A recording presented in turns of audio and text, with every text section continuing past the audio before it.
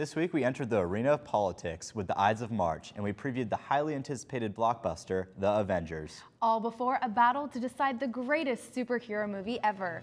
That and more here on Always on the Movie.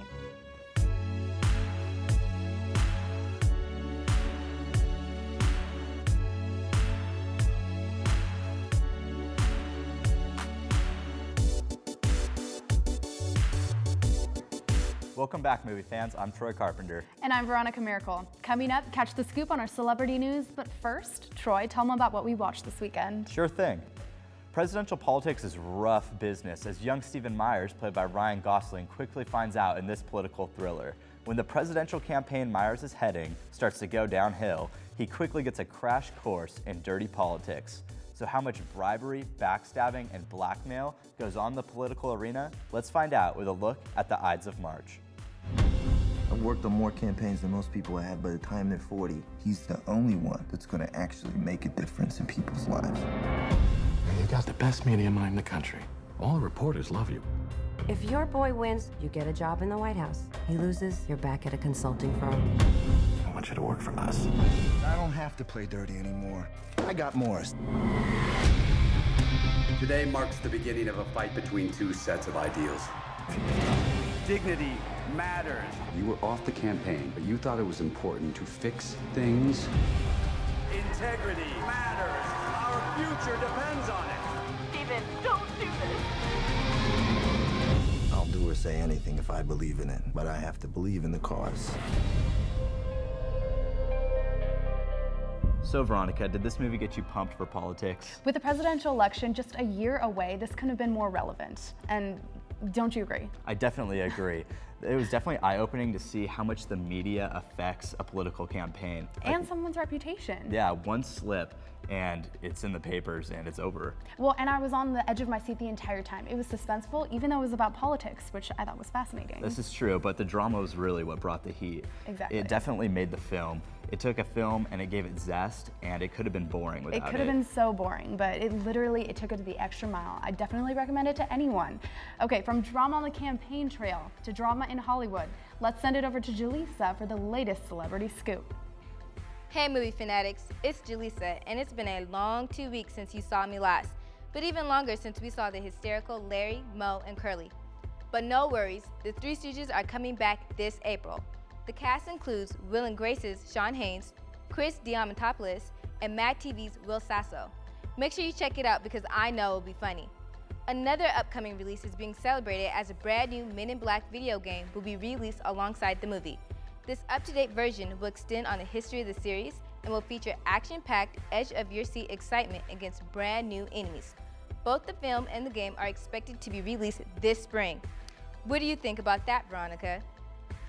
Well, you know, I'm not too big into video games, but my little brother's 8, so maybe he'll buy it. Hey, I'm gonna buy that.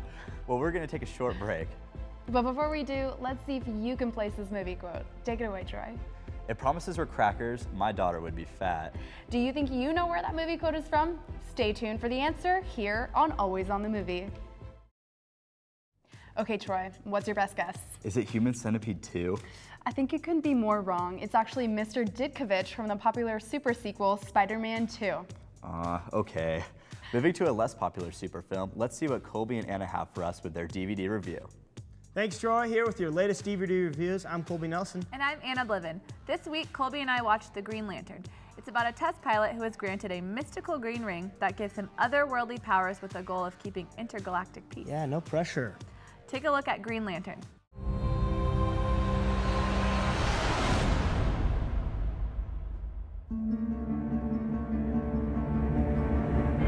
Your name?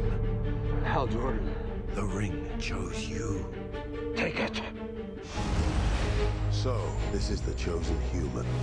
The ring turns thought into reality. Its limits are only what you can imagine. The sword of human.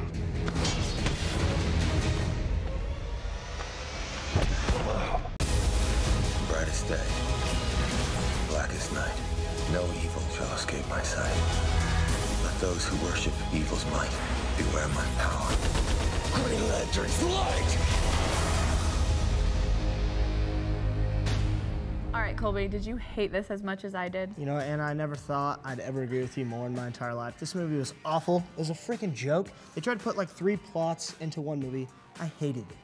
I did too, and I'm not even into alien movies to begin with. Oh, you don't say. But this was No exceptionally bad, and I felt like I was being tortured the whole time. Yeah, agreed. The main characters, they're just lost in their hole in the world of daddy issues. And Warner Brothers, I expected more from you.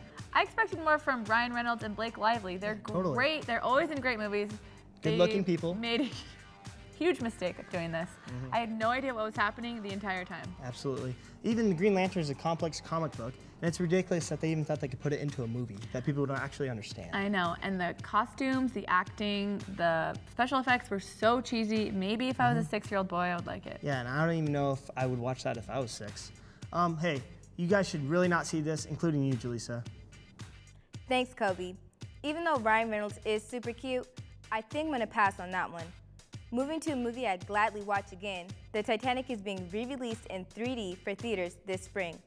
Unlike other 3D post-production conversions, the Titanic production team has committed over a year of working with 300 artists to examine every shot and pixel of the movie, all in order to ensure that the 3D experience is just as relevant and memorable. And something less sentimental and a little more scandalous, Susan Sarandon started a whirlwind of controversy after calling the Pope a Nazi at the Hamptons Film Festival this weekend. A representative for the Pope commented on the issue, saying that although Benedict was a member of the Hitler Youth as a child, he was never an active participation. That's it for news. Now let's take it over to Allison with coming attractions.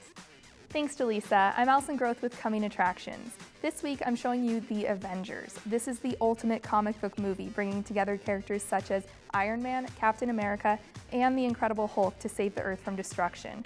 Its all-star cast includes Robert Downey Jr., Chris Evans, Scarlett Johansson, and Samuel L. Jackson. Check out the trailer.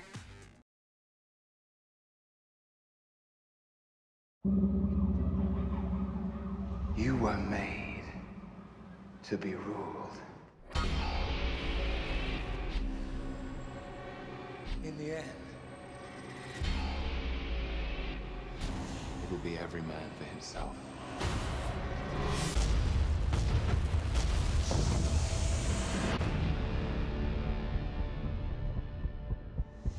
What do we do? We get ready.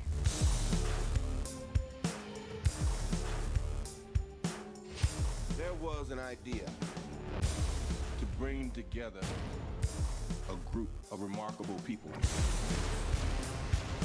So when we needed them, they could fight the battles that we never could.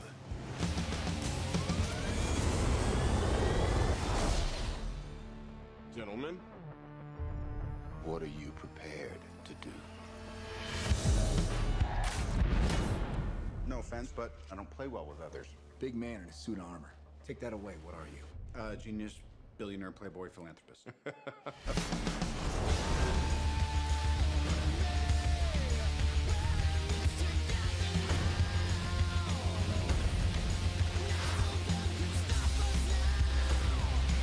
If we can't protect the Earth, you can be damn sure we'll avenge it.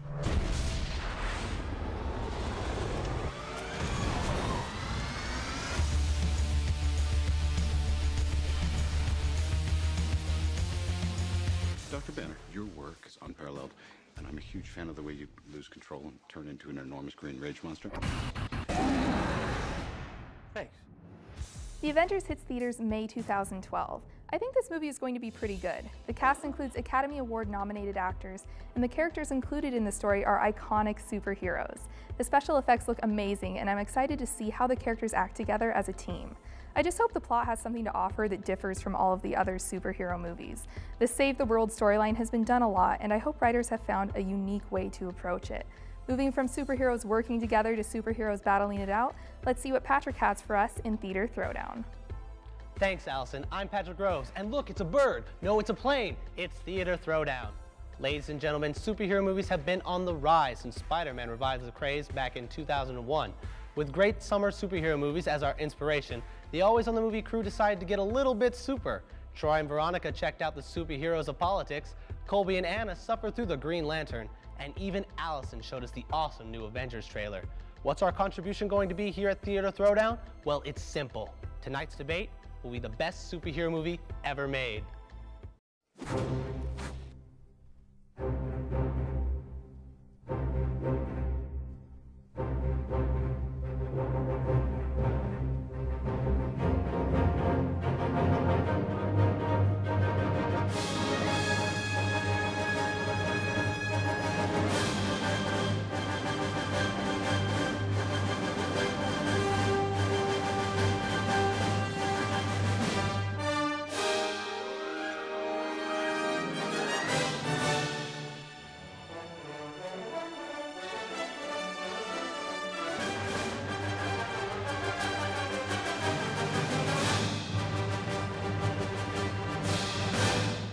Throwing down for Best Superhero Movie, in this corner we have Tegan Snow, who read Watchmen 3 times. In a day.